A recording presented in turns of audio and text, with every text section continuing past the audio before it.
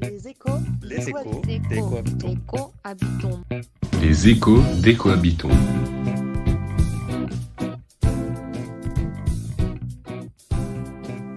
L'écologie, c'est une question de relation à l'environnement. Le discours qu'on lui porte, les savoirs qu'on en a, les actions qu'on y mène, les interactions que l'on cultive. Il n'existe pas qu'une seule et unique vision d'un environnement. Il n'existe pas qu'une seule et unique vision de la nature. Il n'existe pas qu'une seule écologie. L'idée d'une nature simple et unique, constituant la toile de fond, en somme, devant laquelle se développe la vie sociale, est une notion qui est périmée. Qui sont alors les acteurs qui rendent ces relations plurielles ? Quelles sont leurs pratiques écologiques ? Que proposent-ils de leur côté pour penser autrement l'écologie ?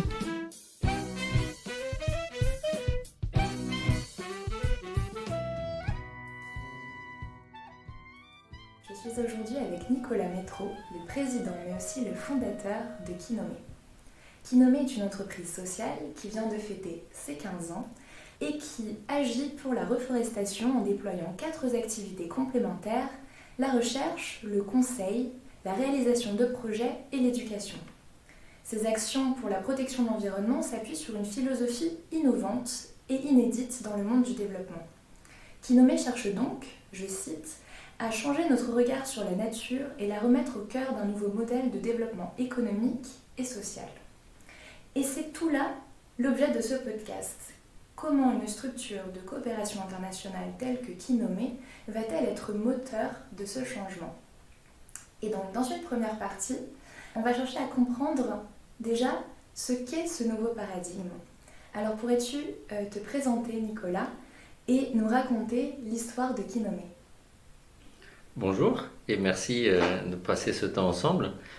Donc moi j'ai 55 ans, je suis marié, j'ai 5 filles entre 15 et 23 ans, donc c'est déjà une belle occupation. Et quand je ne suis pas à la maison, mon métier c'est, avec les 4 activités que tu as citées et sur lesquelles je vais revenir, voir comment la nature peut améliorer la vie quotidienne des gens, de sorte que ça les invite à changer de regard sur la nature, sur eux-mêmes, parce qu'en fait les deux sont liés, et du coup de comportement.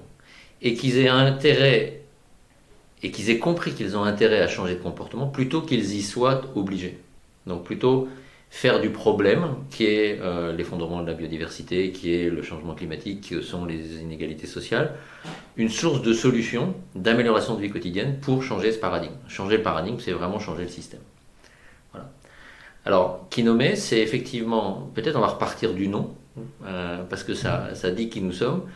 C'est du japonais. En japonais, ki c'est l'arbre et me c'est l'œil. Kinomé, no c'est le génitif, c'est l'œil de l'arbre. En fait, l'arbre m'inspire depuis mon enfance. Et je me suis dit, pour trouver des solutions qui permettent de concrètement lutter contre la déforestation, concrètement ralentir et inverser un jour l'effondrement de la biodiversité, on a besoin de s'inspirer de ce que nous apporte la nature et de mieux comprendre. C'est pour ça qu'on fait de la recherche. Et pour ça, on va se mettre dans la position de l'œil de l'arbre. L'arbre, il ne bouge pas. Il est là depuis 180 millions d'années. Il a traversé vent et marée sans bouger. Alors que toi et moi, depuis ce matin, on a mobilisé un nombre de ressources incroyable pour prendre notre petit déjeuner, transport, etc. Lui, il ne bouge pas, mais il collabore très bien et il s'adapte très bien. Donc on a plein de choses à apprendre pour améliorer notre vie quotidienne qui viennent de cet arbre. Et pas simplement des choses matérielles, mais aussi des modes de fonctionnement. À partir de là, l'idée c'est, donc en mobilisant les sciences modernes et aussi traditionnelles, de voir comment on peut mieux se nourrir avec du moringa. Pour te donner un exemple de programme de recherche, le moringa c'est un arbre qui est originaire d'Inde et d'Éthiopie et dans lequel tout se mange. Et tout est bon pour la santé. Les feuilles, les graines, les fruits, les racines, l'écorce, tout. Et qui est plein de minéraux, plein de vitamines et plein de protéines. Et la protéine végétale, c'est un des enjeux majeurs de l'alimentation humaine. Il faut 7 calories végétales pour 1 calorie animale. Donc on a absolument intérêt pour protéger notre santé et notre planète, d'aller vers la protéine végétale. Donc ça, c'est un exemple de recherche qu'on peut faire. À partir de là, on se dit, quand on comprend mieux comment aborder, par exemple, la nutrition, on peut aller essayer de convaincre des institutions, des entreprises, de changer leur moteur, leur façon de voir la nutrition. Par exemple, plutôt que de absolument vouloir nourrir les enfants dans les cantines scolaires en Afrique avec des complexes multivitaminés qui viennent d'Afrique du Sud ou du Canada et qui sont nécessaires mais qui sont importés, et peut-être qu'on peut les mélanger et les substituer un jour par du moringa qui lui a poussé en Afrique, qui ne demande pas de terre supplémentaire parce qu'on peut le faire pousser en agroforesterie en combinaison avec d'autres arbres ou d'autres cultures maraîchères par exemple, et qui va enrichir les enfants en vitamine C, parce qu'il y a plus de vitamine C dans le moringa que dans l'orange, en fer, en magnésium, en potassium, et puis en protéines, comme je disais tout à l'heure. Donc réduire les problèmes de développement du corps, de l'esprit, améliorer l'attention en classe, améliorer tout simplement la trajectoire et l'avenir des enfants. Voilà. Donc, une fois qu'on a parlé à la Banque mondiale, parlé au Programme alimentaire mondial, parlé à des ONG, parlé à des entreprises aussi qui peuvent être intéressées par cette approche, on met en place des projets. Certains qu'on initie, par exemple, on s'est intéressé par notre programme et grâce à notre conseil scientifique depuis presque 10 ans maintenant au Moringa, donc on a initié ce programme, mais on va aussi s'intéresser à des projets, des programmes qui existent déjà, dans lesquels on va apporter des compétences complémentaires qui n'existent pas et donc qui permettent de compléter un collectif et d'améliorer son efficience.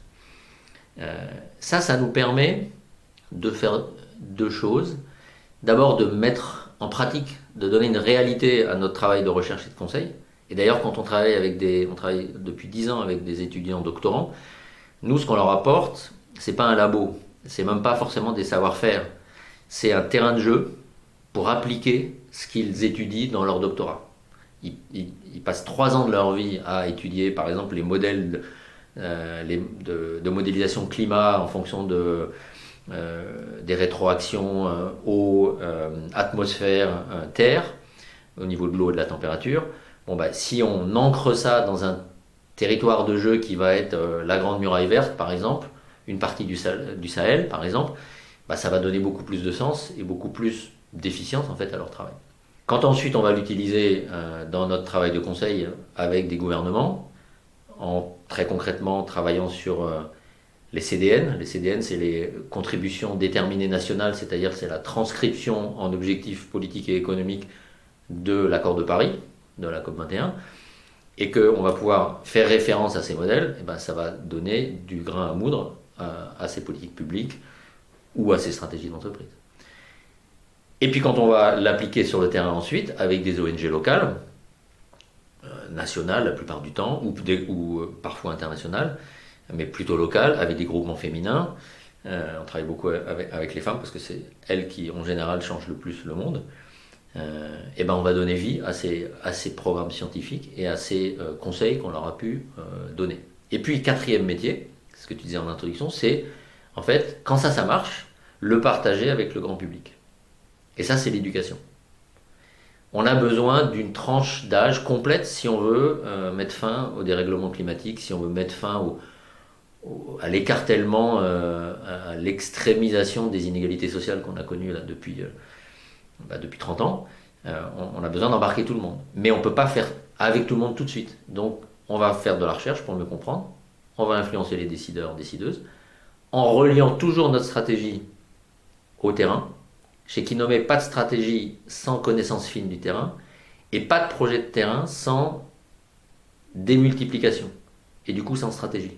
Quand on plante un arbre, on se dit à quoi il va servir, comment il va rester en vie. Pour qu'il reste en vie, il faut qu'il serve. Et s'il sert, il va intéresser les voisins. Et donc s'il va intéresser les voisins, il faut qu'il y ait une stratégie de démultiplication. Donc pas de stratégie sans terrain, pas de terrain sans stratégie. Et une fois que ça marche, et ça ne marche pas à tous les coups, mais ça marche de plus en plus, on partage ça avec le grand public. Et donc, je dirais le premier changement de paradigme, en fait, c'est d'avoir mis sous un même toit des activités qui, d'habitude, sont pratiquées par des gens différents. On le voit bien, d'ailleurs, ici, au Jardin de l'agronomie tropicale de Paris, Il y a des enseignants, ils sont top. Il y a des chercheurs, ils sont top.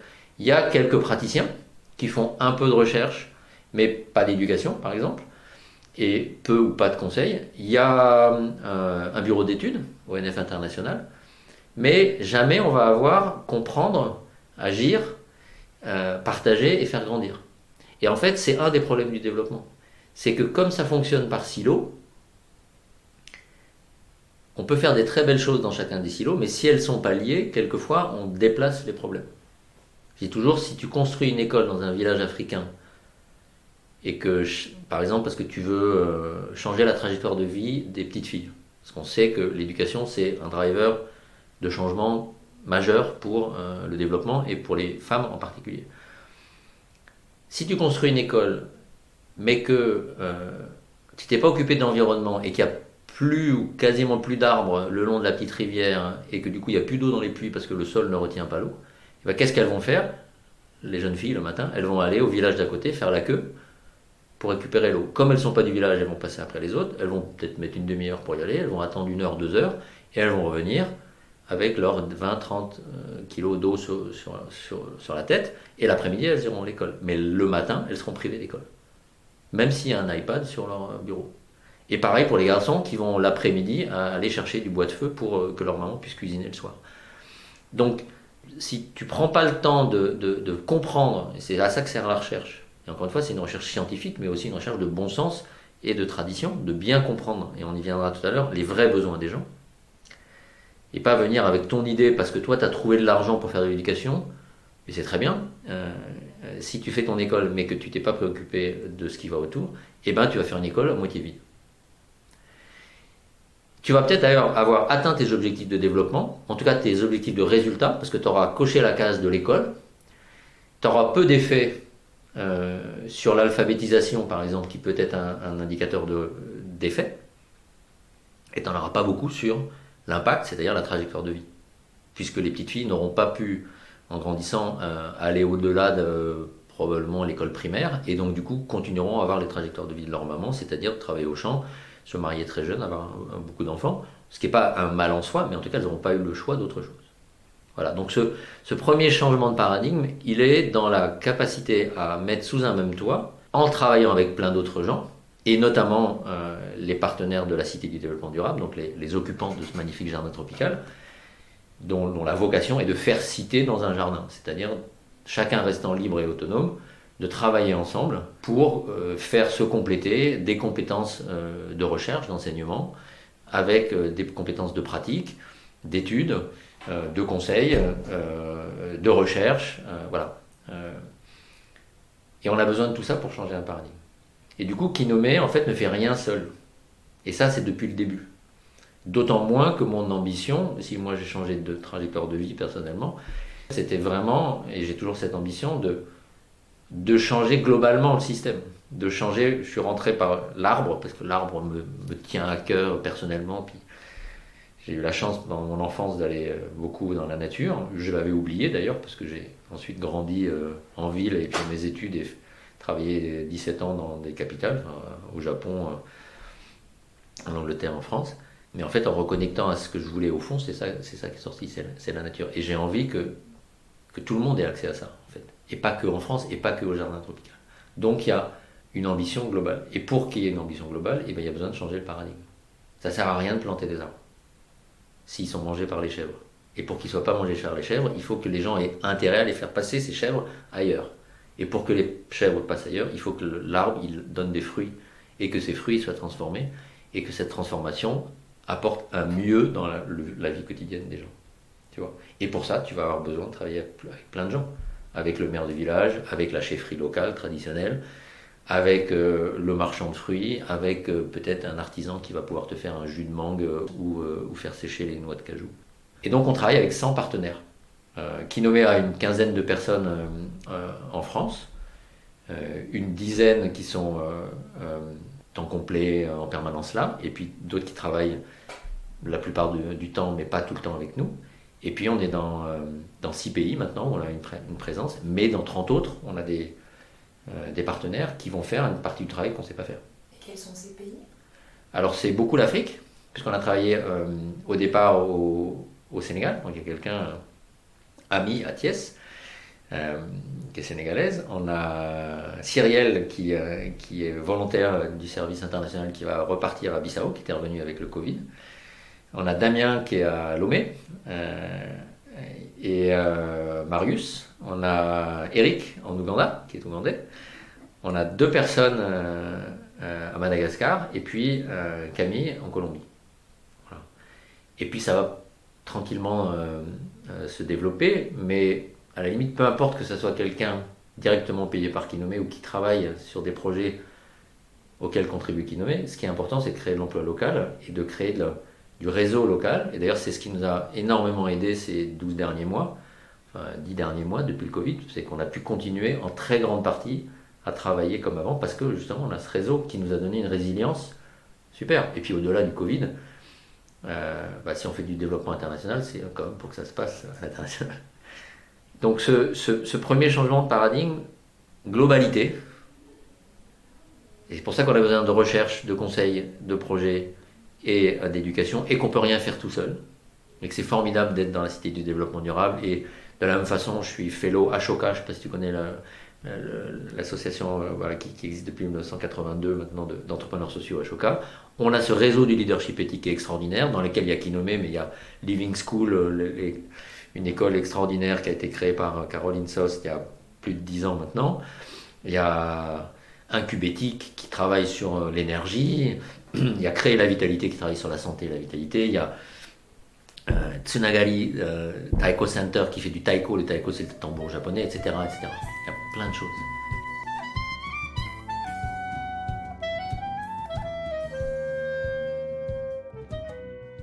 Le deuxième, c'est que, en fait, si tu veux contribuer au développement du monde, tu as besoin de te développer toi-même. Ça paraît tout bête, mais quand tu veux travailler au développement, tu veux travailler au changement d'un état de fait, d'une situation. Et en fait, tu ne vas y arriver que si les gens, je disais en introduction, changent leur comportement. Et donc leur regard, leur représentation sur les choses. Et comment veux-tu y arriver si toi, tu ne changes pas ta propre représentation ? En fait, souvent, les gens citent Gandhi en disant « sois ce que tu veux pour le monde ». Et en fait, c'est pour ça. C'est que quand tu arrives dans un projet, souvent, surtout si tu es étranger, que tu es expert, les gens te disent « appuyez-moi ». Parce qu'en fait, les gens pensent que tu vas pouvoir leur apporter quelque chose. Si tu viens du programme alimentaire mondial, ils pensent que tu vas pouvoir leur apporter de l'alimentation. Si tu viens de la fondation Gates, ils pensent que tu vas pouvoir les vacciner ou leur apporter... voilà. Mais en fait, ils ne se posent pas la question vraiment de ce dont ils ont envie, eux. Et souvent, ils ne se posent pas la question parce qu'en fait, ils n'ont pas suffisamment conscience de leurs valeurs pour pouvoir se dire qu'en fait, ça va venir d'eux. Et donc, ça va venir de toi. Et donc, j'ai besoin de m'appuyer sur toi. Et moi, je leur dis toujours, mais si, qu'est-ce que tu fais ? Alors, si tu t'appuies pas sur moi, tu tombes ? Ben non. En fait, tu serais tombé depuis longtemps. Moi, j'arrive aujourd'hui, tu es là, tu es debout, tu existes, tu vis, parfois tu survis, ce qui est parfois un exploit. Mais en fait, au fond, tu n'as pas besoin. Tu as juste besoin, ça je ne le dis pas tout de suite, mais en fait, c'est ce à quoi je travaille, de prendre conscience de ta valeur. Et puis après, oui, évidemment, tu as peut-être besoin d'un complément sur la technique, sur la finance, sur la technologie, mais tu as d'abord besoin de changer ton regard sur toi-même. Si tu reviens à mon exemple de tout à l'heure, si tu veux que les arbres poussent, il ne faut pas qu'ils soient mangés par les chèvres. Si tu veux qu'ils ne soient pas mangés par les chèvres, il faut que les arbres aient suffisamment de valeur pour qu'il y ait quelqu'un qui fasse passer les chèvres à côté. Et donc, il faut qu'il y ait quelqu'un qui se fasse confiance pour transformer les fruits des arbres, pour élever les chèvres, pour changer en fait, la façon dont on utilise le territoire et les ressources naturelles. Et ça, c'est le savoir-être. Et c'est ça la clé de notre travail. Le savoir-être, c'est la façon d'être. C'est pas un truc compliqué, c'est mon regard sur toi, sur moi, sur mes voisins, sur l'environnement, sur la nature, ma façon d'être, l'ensemble de mes qualités, de mes défauts, ce que je fais pas, ce que je dis pas. Et ça, c'est pas un truc qu'on a étudié à l'école. On l'a appris sur le terrain dans nos familles, plus ou moins bien, mais on l'a pas appris dans nos écoles, ni dans nos administrations, ni dans nos entreprises. Voilà. Alors que c'est la base. Et si tu veux qu'un village change de trajectoire, eh ben, tu as besoin de l'accompagner à changer de regard sur lui. Et souvent, ça passe par des questions très simples. Ça passe par... Moi, quand j'arrive j'adore ça, quand j'arrive dans un village, et l'équipe fait ça aussi, souvent on fait des focus group. Tu rassembles les gens. Tu sais jamais qui t'es en face de toi. Donc tu commences par donner la parole à chacun. Si tu donnes pas la parole à chacun, il y en a la moitié qui la prendront jamais. Et si tu donnes pas la parole en posant des questions auxquelles tout le monde sait répondre, t'en as les 3/4 qui parleront jamais. Donc tu vas demander comment tu t'appelles, qu'est-ce que tu as fait aujourd'hui, si c'est le soir, ou qu'est-ce que tu as fait hier, si c'est le matin. Et tout le monde a fait quelque chose hier. Et donc du coup, chacun, fait partie de la réunion, parce que chacun déjà a participé, et 2, toi tu sais qui t'as en face. Et à partir de là, tu vas pouvoir voir comment s'organisent les activités. Et tu vas pouvoir identifier, parce que tu t'es promené un peu avant, qu'est-ce qu'il y a dans ce village. Peut-être tu vas t'apercevoir qu'il y a une mosquée ou un terrain de foot. Ah, vous avez un terrain de foot? Ah, mais comment vous avez fait? Là, il y a des problèmes de plein de choses. Ah ouais, mais on s'est cotisé. Ah bon, mais vous êtes cotisé pourquoi? Pour les maillots, parce qu'on n'avait pas d'argent, mais ce qui a été le plus dur, c'était de trouver l'endroit où on pourrait faire le terrain de foot. On a mis 2 ans à convaincre chacun de donner un petit bout de son terrain, et puis après c'était pas plat, donc on a bossé encore pendant 6 mois pour arriver à niveler le... Mais c'est génial, vous avez fait un terrain de foot? Ouais. Vous êtes fiers? On est super fiers. Ah bon, mais vous faites des trucs géniaux ici? Oui, ça y est. T'es passé dans une autre représentation du groupe et du village. Et du coup, tu peux commencer à dire, ok, alors maintenant que vous avez fait le terrain de foot, qu'est-ce que vous avez envie de faire? Et là, il va pas te dire, on veut faire l'école parce que toi tu viens d'un programme qui fait des écoles. Ils vont te dire, en fait, on veut faire du maraîchage parce qu'on a besoin de faire du maraîchage. Ou ils vont te dire, on a besoin d'une ligne internet parce qu'on a des jeunes et qu'on ne le gardera pas s'il n'y a pas internet. Ou ils vont encore te dire autre chose. Mais ils vont pas te dire ce qu'ils pensent que tu veux entendre. C'est pour ça que tu as besoin de commencer par toi, que j'ai besoin de commencer par moi, et que toute mon équipe travaille à sa propre évolution. Et le leadership éthique, c'est ça. Évoluer, comprendre comment ça marche à l'intérieur, chez moi, chez toi, chez les autres, pour agir sur le monde dans le sens de la vie et dans le sens d'une vie meilleure. Et en fait, c'est un mouvement de leadership. Le leadership, c'est l'innovation, c'est faire les choses différemment. Et l'éthique, c'est pas la morale. La morale, ça change entre toi, tes parents, tes enfants, tes cousins. Ça change selon ta culture, l'époque, la géographie, la religion, etc. L'éthique, c'est tout simplement tenir compte et contribuer à la satisfaction des besoins fondamentaux des êtres humains. Les besoins fondamentaux, c'est les besoins qui fondent le développement humain, de la personne et des collectifs, des groupes, des communautés. Et ces besoins, c'est Edelgeuth, la fondatrice du leadership éthique, qui l'a identifié après des années de recherche sociologique, anthropologique, philosophique. En fait, ils sont fondamentaux, mais ils sont aussi, j'allais dire même surtout, universels. C'est-à-dire que ici, à Nogent-sur-Marne ou dans le bois de Vincennes, à Paris techniquement, à Madagascar, au Togo, aujourd'hui, il y a 200 ans, on a tous besoin, et on l'a très bien vu là pour le coup, à l'occasion du Covid, on a tous besoin d'être en sécurité. Sécurité alimentaire, sécurité physique. Il y a une grande majorité des femmes aujourd'hui qui ne sont pas en sécurité physique quand elles rentrent chez elles, que ce soit ici ou là-bas. Ça, tu vois.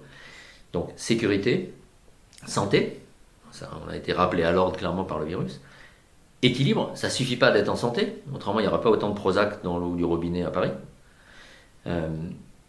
Respect de la vie en général, respect des différences, respect des individus, respect des groupes. Donc ça c'est déjà une base forte. Et puis tu en as 3 autres, que sont l'inclusion. On a tous besoin de se sentir inclus dans des cercles humains. Village, famille, politique, sport, ce que tu veux. Accès à l'information et à une connaissance de qualité. On voit bien avec Internet aujourd'hui. Est-ce qu'il faut garder Internet tellement on n'est pas sûr de la qualité de ce qu'il y a dedans? Alors oui, bien sûr qu'il faut l'Internet. Il faut le garder, Internet, mais il faut le changer.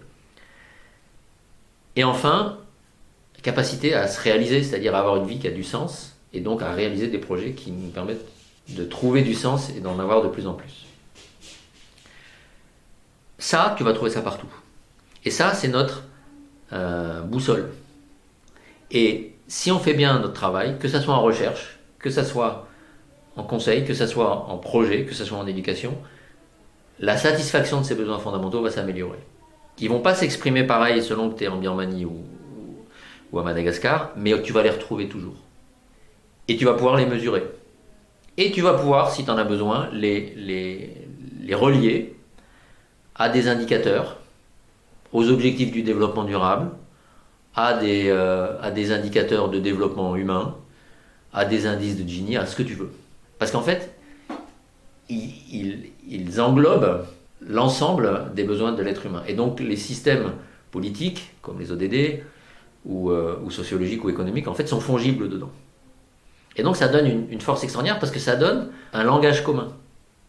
Et du coup, ça permet, quand tu arrives quelque part, en fait, de poser des questions qui sont un peu celles que je disais tout à l'heure. Qu'est-ce que tu as fait aujourd'hui? Et du coup, après, de proche en proche, quels sont tes enjeux? Aussi bien un patron d'usine qui transforme les noix de cajou, par exemple, que à la dame qui a planté les arbres et qui va faire griller les noix une fois qu'elle les a récoltées. Le gars qui a fait la pépinière, et puis le gars qui a un âne ou un bus pour emmener tout ça à Dakar ou à Lomé ou où tu veux. Tu vois. Et en fait, ils ont les mêmes besoins fondamentaux. Et du coup, nous, notre métier, le cœur de notre métier, c'est en fait, par ce savoir-être qu'on développe petit à petit, c'est jamais fini. Moi, le premier, je continue à travailler sur moi, arriver à comprendre les vrais besoins des gens et faire des passerelles entre eux. Ça, c'est le deuxième changement de paradigme. Et en fait, pour moi, j'avais vu un Indien qui m'avait dit une fois, There is no chance to change the outer climate if we don't change our inner climate. Et c'est vrai.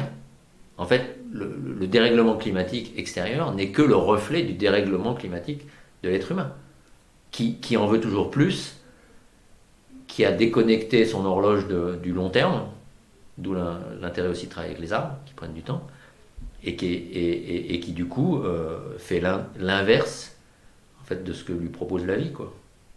Donc, si je comprends bien, le leadership éthique, c'est vraiment un outil que vous allez utiliser au sein de Kinome pour pouvoir insuffler ce changement de paradigme. C'est une dynamique de vie qui utilise des outils, comme par exemple les 7 besoins fondamentaux, qu'on va utiliser très concrètement pour faire des évaluations d'impact, pour préparer le cadre logique d'un projet, pour monitorer les avancées, l'efficience des sous ou d'autres ressources qui nous sont prêtées. Voilà, ça c'est des outils, mais c'est d'abord un chemin de vie, une dynamique, une compréhension de comment je fonctionne, comment tu fonctionnes, comment nous pouvons fonctionner mieux. Et du coup, ça nous amène notamment à être capable de mieux fonctionner en collectif. Et ça, c'est basé sur cette expérience de vie, sur cette évolution. On dit leadership éthique, c'est évoluer pour agir au service de la vie. Tu comprends? Voilà. Donc oui, il y a des outils, oui, il y a des principes, mais il y a surtout une expérience, en fait.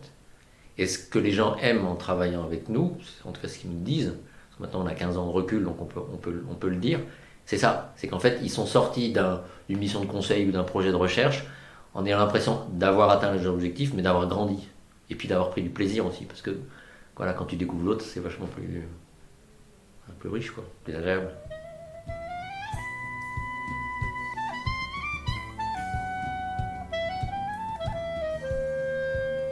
Et donc, Kinome va aussi se baser sur le processus de la biomimétique. Alors, j'ai une petite définition de ce que c'est le biomimétisme. C'est un processus qui consiste à imiter les stratégies, qu'elles soient performantes, efficientes et résilientes, qui sont déjà préexistantes dans la nature. Et c'est assez inédit parce qu'on entend beaucoup le biomimétisme, surtout dans les domaines des techniques, des hautes technologies, mais finalement très peu dans le domaine des sciences économiques et sociales. Alors comment est-ce que ça va se traduire au sein de Kinome?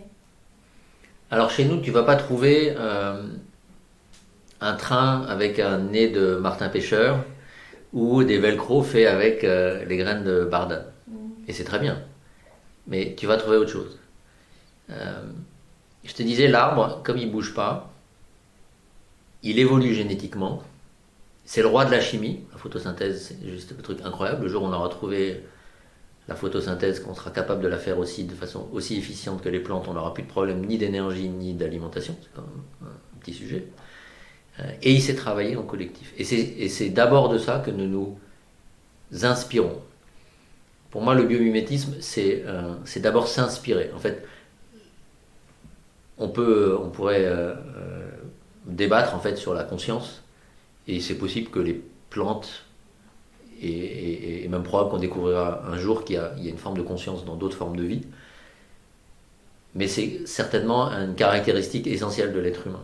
Et donc, le biomimétisme, la première chose que j'ai envie de dire à ce sujet, c'est qu'en fait, il a besoin d'être au service de la conscience et d'un savoir-être. C'est-à-dire que c'est un savoir-faire, le biomimétisme, tu vois. Et si tu utilises le bec du martin pêcheur pour faire des avions de chasse, bah, c'est pas pareil que si tu le fais pour faire des avions civils ou des trains civils, voilà. Et c'est la même chose pour l'étude des stratégies de collaboration. Quand tu mets ça au service de l'éthique, c'est-à-dire au service du bien commun et des 7 besoins fondamentaux universels, alors ça devient chouette. Faut pas oublier ça. Ce préliminaire fait, posé, en fait, comment ça marche concrètement? Je t'ai dit, on fait rien tout seul. On a plus de 100 partenaires dans une trentaine de pays. Et en fait, je me suis rendu compte avec le temps que nos partenariats imitaient ou émulaient ou s'inspiraient de partenariats naturels, et notamment de l'arbre. Je vais te donner un exemple. Est-ce que tu sais ce que c'est une mycorhize? Alors, une mycorhize, c'est un organe mixte qui est un champignon souterrain qui s'allie à la racine d'un arbre. D'accord? Soit les filaments du champignon restent autour, comme un cocon tissé autour des racines, soit carrément ils rentrent dedans. Dans le premier cas, c'est des ectomycorhizes. Ecto, c'est à l'extérieur. Et dans le deuxième cas, c'est endomycorhizes. Endo, c'est à l'intérieur. Ça rentre carrément dans la racine. Et il se passe quelque chose d'extraordinaire, c'est que l'arbre, par la photosynthèse, génie de la chimie, génère des sucres dont il nourrit le champignon, qui réapparaît d'ailleurs de temps en temps au bout de ses filaments sur un beau cèpe ou une belle amanite phalloïde qui est la partie sexuée reproductive du champignon. Mais l'essentiel du champignon, tu ne le vois pas, c'est des kilomètres carrés parfois de filaments sous terre.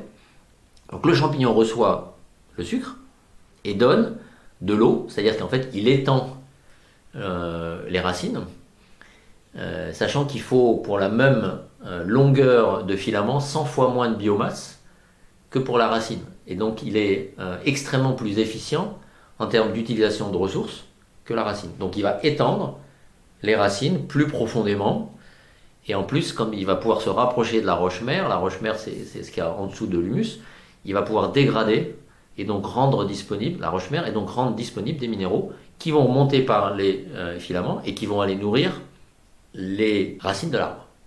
Et donc compléter en phosphate, en phosphore, en différents minéraux, l'alimentation de l'arbre. Et donc c'est vraiment ce qu'on appelle une symbiose. En grec, syn c'est avec et bios c'est la vie. Donc ils vivent ensemble.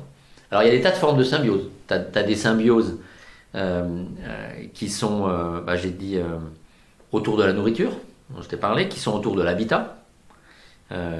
Parce que tu as par exemple, quand tu as un pic vert qui va habiter dans un arbre et faire un trou, ou un autre, ça s'appelle un commensalisme. Commensalisme, ça veut dire mensa, c'est la table, comme en espagnol, et donc c'est la même table. Donc ils vont avoir la même table, l'arbre et le pic vert. Ils vont cohabiter. T'as d'autres types de symbiose. Par exemple, tu as l'inquilinisme. L'inquilinisme, c'est un mot savant pour dire occuper le corps de quelqu'un d'autre. Donc c'est par exemple le poisson clown qui va aller à l'intérieur d'une anémone, qui va tuer tous les autres poissons qui viennent parce qu'elle a la chimie qui permet de faire ça, et lui, il est immunisé, donc il va pouvoir être tranquille et attraper des plus petits poissons. C'est l'épiphyte. Tu vois ce que c'est une épiphyte? C'est une plante qui vit de l'humidité de l'air et qui va s'installer sur la branche d'un arbre sans lui faire de mal, mais qui va l'utiliser comme support. Tu as encore d'autres choses. Tu as la guêpe, par exemple, qui va rentrer, qui va développer sa morphologie et qui va aller se reproduire uniquement dans les figues de certaines espèces de figuiers. Je crois qu'il y en a 700 des figuiers. Et qui arrive à modifier son évolution pour n'aller féconder que les fleurs d'un certain figuier qui dépend de la guêpe, qui dépend elle-même, de la figue. De la même façon, tu as des papillons qui vont rentrer que dans certaines fleurs et qui vont développer une trompe, c'est les papillons ils ont une trompe, qui ne rentrent que dans certaines fleurs et pas dans d'autres. Et tout ça, ça va faire évoluer et le papillon et la fleur, et la guêpe et la figue, et le pic et l'arbre, et puis ça va se reproduire au niveau bactériologique, au niveau unicellulaire, au niveau microscopique. À tel point que dans l'intestin des êtres humains, il y a 100 000 milliards d'êtres vivants, virus, bactéries, tout ce monde-là, c'est-à-dire 100 fois plus que l'ensemble des cellules de tout le corps de l'être humain. Nous-mêmes, nous sommes des supports en fait. Tu vois, donc on se prend pour le centre du monde, alors qu'en fait on est déjà, ça c'est un changement de paradigme, on est l'environnement de quelqu'un d'autre. C'est-à-dire, le mot environnement, si tu y penses 2 minutes, il a absolument aucun sens. C'est-à-dire qu'on fait tous partie d'un même foisonnement de vie, et en fait, on est l'environnement de ces bactéries et on pense que les arbres ils sont notre environnement. Non, on est tous partie de la même chose. Voilà. Ça c'est mon 3e changement de paradigme. Je pense que de plus en plus, et là je suis sérieux, je pense que c'est majeur, on arrivera à régler le problème du climat, de la biodiversité, de la survie humaine en fait, des inégalités, etc., que si on considère un être vivant non plus à partir de son ADN, donc de sa caractérisation individuelle si tu veux, ou en termes d'espèce, mais que on le considère comme la somme des relations qu'il entretient avec les autres êtres vivants. Et ça, c'est vrai pour une entreprise. En fait, nous, on est une entreprise sociale, parce que je voulais justement qu'il y ait un peu d'économie pour que les chèvres ne mangent pas les arbres. Ce qui ne veut pas dire d'ailleurs qu'au contraire, qu'on n'agit pas dans l'intérêt général. Dans nos statuts depuis 15 ans, il y a toujours eu ça, et puis nos salaires sont encadrés, etc. Voilà. Mais dans cette entreprise, on a cultivé les relations. Et donc, en fait, si tu regardes la valeur de Kinome, c'est pas la valeur de son bilan, de son chiffre d'affaires, de son cours de bourse, on n'est pas coté en bourse évidemment, c'est la valeur des partenariats qu'elle a construits et qu'elle va construire avec les gens qui l'entourent. Alors je te donne des exemples, maintenant que je t'ai parlé de la nature. Quand je te parlais d'inquilinisme ou de commensalisme tout à l'heure, par exemple ici, on est installé à la ville de Paris. Donc on s'est installé dans la ville de Paris, grâce au CIRAD, qui avait un bail amphithéotique, donc à long terme, qui pouvait occuper les locaux et qui nous a choisis les uns et les autres, l'IEDES, Agronomie Vétérinaire Sans Frontières, le GRET, ONF International, qui nommait d'autres, pour nos compléments, parce qu'on travaillait sur les mêmes sujets. Et donc on partage, comme si on habitait dans le même arbre. Tu vois ? Donc c'est intéressant, eux ils apportent ça, et puis nous on va les nourrir de relations complémentaires. Et on va se nourrir entre nous. Donc c'est pas juste entre le CIRAD et Kinome, c'est entre le CIRAD et Kinome, et le GRET, et l'IEDES et les autres. De la même façon, quand on fait du conseil, on fait rien tout seul. On travaille, je te disais tout à l'heure, avec des consultants nationaux.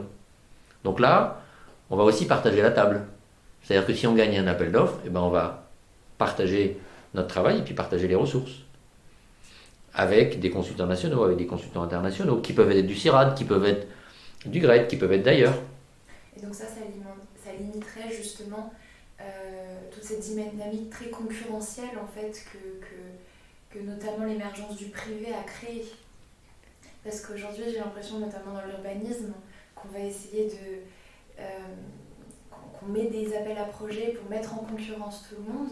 Mais là, justement, pour le faire évoluer, ce serait pas seulement que tous les bureaux d'études soient en concurrence, mais que tous les bureaux d'études puissent apporter chacun, mais pour le projet. C'est ça ? C'est très intéressant ce que tu dis, parce que d'un côté, dans la nature, la concurrence est rude. Et elle coexiste avec la coopération, tout le temps. Les arbres, ils se bagarrent pour la lumière. Mais ils coopèrent quand même. Et tu as des arbres pionniers, certaines espèces, comme le bouleau en France, qui va pousser plus vite que les autres, puis à un moment, 50 ans, 100 ans après, il va disparaître, puis les chênes, eux, vont prendre la place. Voilà. Mais entre-temps, il y aura eu même avant plein de plantes et de buissons qui ont... Voilà.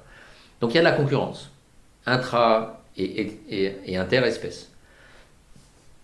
Et ça, je pense que ça restera toujours. Par contre, en fait, à mon avis, le problème, c'est que cette concurrence est devenue énorme, comme tu le dis, et que le pas de temps qui régit la concurrence est devenu trop petit.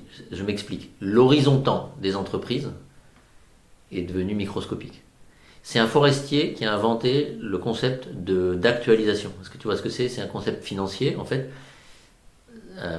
c'est un Allemand qui s'appelle Faustmann, qui en 1834, je crois, s'est dit, mais moi je vais planter des chênes, mais en fait je ne verrai pas ces chênes à maturité, parce que ça sera dans 150 ans, je serai mort.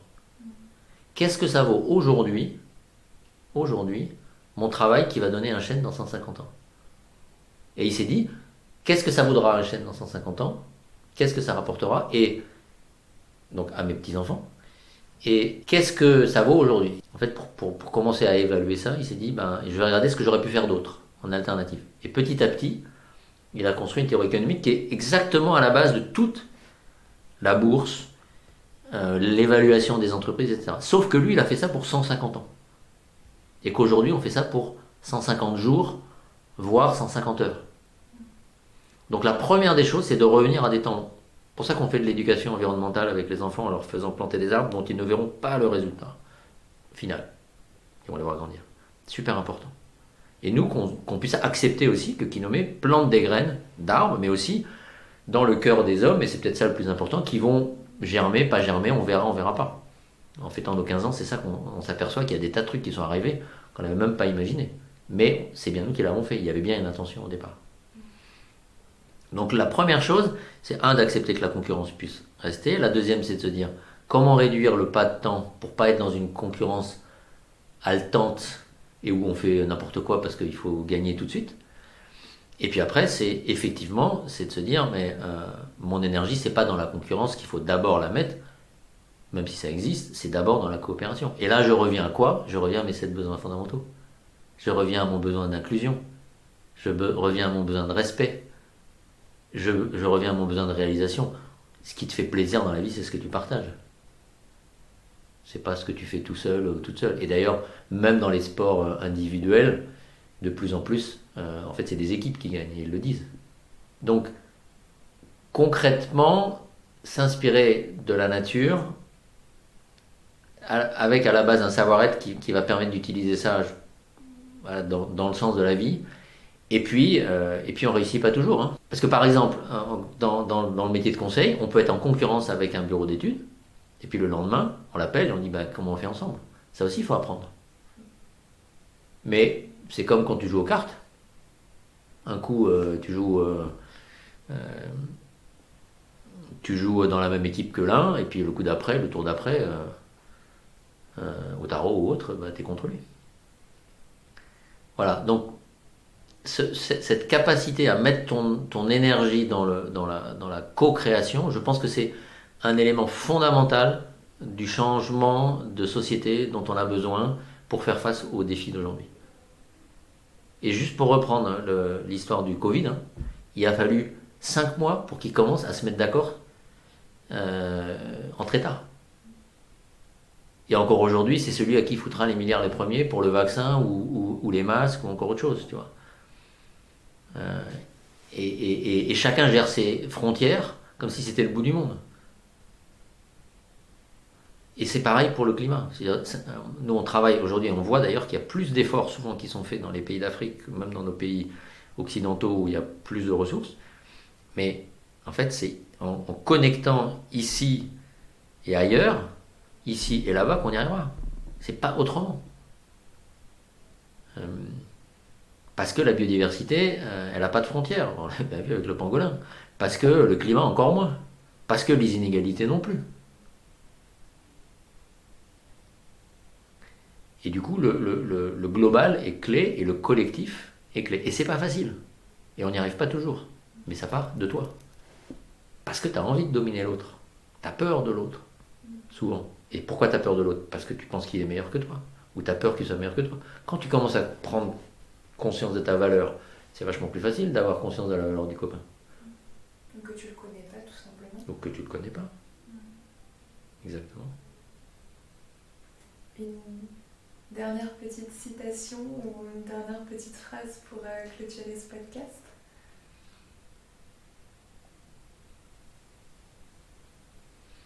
Moi, ce que j'ai envie, t'es jeune et tu travailles avec d'autres jeunes, ce que j'ai envie de vous dire, c'est il pourrait paraître que cette époque soit vraiment compliquée. On parle même parfois de génération sacrifiée. Oubliez ça.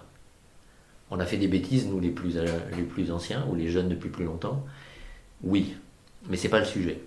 Si vous êtes conscient et que vous vous engagez sur un chemin qui vous permet en fait d'explorer ce qu'il y a à l'intérieur de vous, tout le monde trouvera des richesses. Vous avez tous des richesses incroyables. Et en plus, vous avez des outils comme Internet, bien utilisés, comme la chimie verte, comme des podcasts. Aujourd'hui, des podcasts, des vidéos, comme des procédés de collaboration. On a vachement quand même avancé sur le partage, sur la co-création, sur les organisations apprenantes, voilà. Tout ça, ça existait déjà, mais c'était beaucoup moins abouti et disponible. Il y a tout ce qu'il faut. Pour un peu que vous connectiez à votre potentiel, et il est infini, de créativité, de création et de réalisation. Et j'y pense comme ça. Je ne suis pas fanat de citation, mais je te la dis, elle ne sera pas tout à fait exacte, mais tu pourras chercher la référence. Lors du discours inaugural de Nelson Mandela, en 1994, il citait une Américaine qui s'appelle Marianne Williamson, et qui disait, dans un livre, que bien souvent, nous avons plus peur de notre côté clair que de notre côté sombre. C'est-à-dire que, qui suis-je pour avoir des grandes ambitions? Qui suis-je pour vouloir changer le monde? Qui suis-je pour penser que j'ai un trésor à l'intérieur? Eh bien, je suis juste un être humain comme les autres.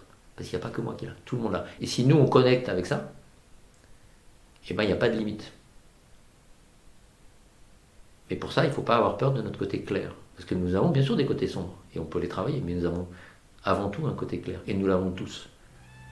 Merci d'avoir écouté ce podcast proposé par l'association Ecohabitons.